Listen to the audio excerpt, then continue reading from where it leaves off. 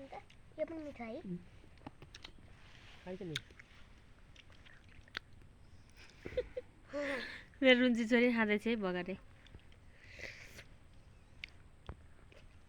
नामै रुन्ची राखेर मैले राम्रो छ नाम राम्रो छ नाम के अरे नाम राम्रो छ भन न नाम राम्रो छ नाम के भनेको के अघि नि रुन्ची मेरो रुन्ची छोरी भोकाटे खाँदैछिन् अहिले के भने अनि थोती पनि हो है फेरि दाँत निकालेर मेरो मम्मी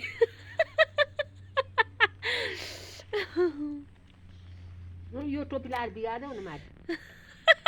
हो यो टोपी लगाइदेऊ न बिग्रिन्छ नि त्यसको है हो त्यस्तो टोपी ढ्याप्प लगाइदेऊ अघि जस्तो बिग्रिन्छ नि त्यसको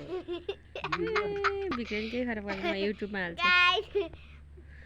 आमाले टोपी बनाउनु यसको भोकाटेका त्यसको बिग्रिन्छ है दामी देख्छ है मेरो छोरीलाई त्यसको बिग्रिन्छ है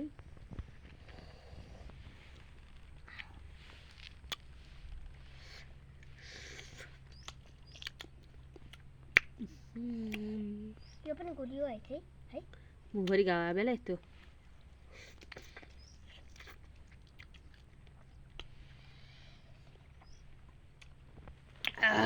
बकट्टे खान्छौ खान्छु खाऊ खाऊ बकट्टे सब के गर्छ नभए बकट्टे खान्छु कमलाले कमलाले भोकाटे खान्छ कहाँ हो भराए त्यही छ कमला त बाई बाई भर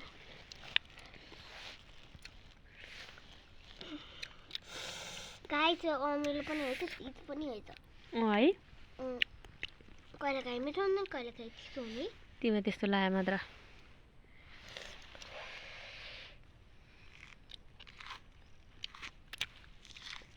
मलाई त मिठो लागेन मलाई चाहिँ मिठो लाग्यो कोही कोही मिठो लाग्छ कोही कोही तितो लाग्छ मेरो अनुहार कति ड्राई भएको है आमा है एक दिन मसिपरि निब्बा रहेछ त्यो बारीमा यत्रा यत्रा ब्रेम खाउँ खाउँ लाग्यो त्यो निब्बा सानो खानु पाएको थियो भने खाउँ न खाउँ भन्यो फेरि माथि गएर पुर्नेको अझ कुमारेको बुलिए कहाँ गयो माथि पुर्ने घर आएर बुम्रे घर आएर घरमा आएर नुन खुर्सानी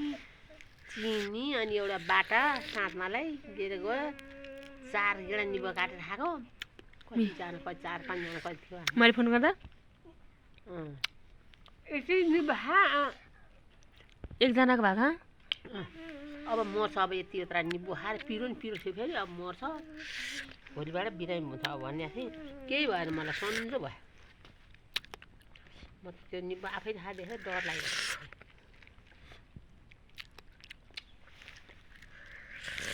चिनी हालेर गुलियो बनाएर खाइदियो